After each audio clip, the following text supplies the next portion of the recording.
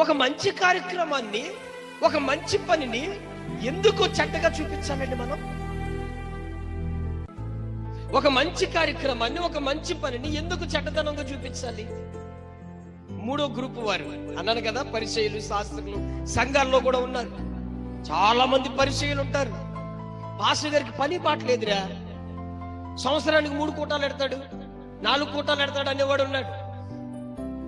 గత సంవత్సరంలో మనం సంక్రాంతికి మూడు దినాలు సభలు పెట్టాం. చాలా మంది ఎంత కామెంట్ పెట్టారండి. ఎవరు పెట్టారు? అన్యజనులు పెట్టారా? ఒక అన్యజనులు గ్రామానికి ఒక అధికారి ఏమన్నాడో తెలుసా? పాస్టర్ గారు, పండగల్లో మీ విశ్వాసంలో కూడా భక్తులు నడిపించేస్తున్నారండి, చాలా సంతోషం అండి అన్నాడు ఆయన. ఒక అన్యజనుడు,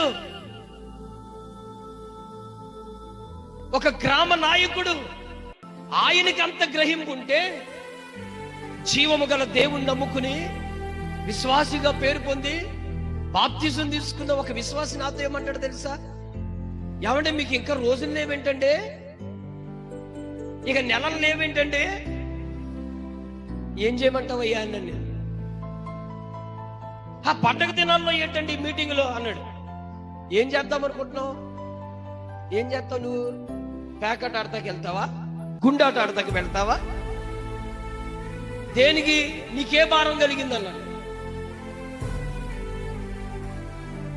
ఆ సహోదరులు ఏం చెప్తున్నాడు? ఆ 3 దినాల్లో పండగలో ఉంటారు కదండి, నీ సంగతి ఏంటి చెప్పు, వాళ్ళ సంగతి తర్వాత. ఏది మన దృష్టి దేని మీద ఉంటుంది? మంచి కార్యక్రమం చేస్తే రే శబాష్ శబాష్, అయ్యా మంచి కార్యక్రమం తలపెట్టారు కాబట్టి మేమందరం సహకరిస్తాం, మీతో కలిసి మేము ఉంటాం, దేవునిలో మేము ఎదుగుతాం, దేవునిలో మేము కనపడతాం. ఈ మధ్యన ఏమైపోయిందంటే, ఒక సేవకుడు పరిచర్య ఒకడికి నచ్చదు, ఒక సేవకుడు ప్రయాసపడితే ఇంకొకడికి నచ్చదు. యేసు ప్రభువులు ఏమైనా ఒక 100 మంది ఉన్నారండి? యేసు ప్రభువులు ఏమైనా 1000 మంది ఉన్నారా?